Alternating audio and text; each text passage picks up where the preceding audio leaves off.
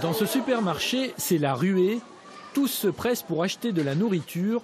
Ce soir, c'est la première rupture du jeûne du Ramadan. Les prières, c'est ce qui est important, mais il y a quand même aussi le côté festif, bien sûr, surtout le premier jour. C'est toujours le premier jour du mois de Ramadan, on fait plat sucré.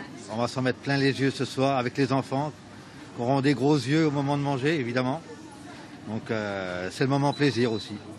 Naja vient acheter des pâtisseries pour sa famille. Le Ramadan est pour elle, comme pour tous les musulmans, un moment très important. Se recentrer sur soi et puis réfléchir à ce qu'on peut donner au monde. Et puis voilà, c'est plus sur soi, oui, c'est un travail sur soi qu'on fait. À la mosquée du centre de Châlons, ils sont une trentaine pour la première prière de l'après-midi. C'est plus que l'an dernier. La crise sanitaire s'éloigne un peu, mais la prudence reste de mise. On peut se rassembler dans la mosquée en rang serré, donc ça c'est déjà une amélioration par rapport à l'année dernière.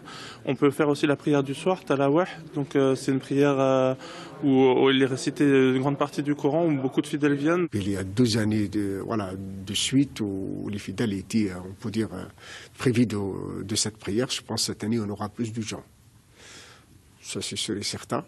Mais toujours, pour nous, on est très, très vigilants. Le masque, c'est important que chaque fidèle essaye de garder son masque. La fin du Ramadan sera annoncée plus tard par la Grande Mosquée de Paris. Selon le calendrier lunaire, elle devrait avoir lieu aux alentours du 1er mai prochain.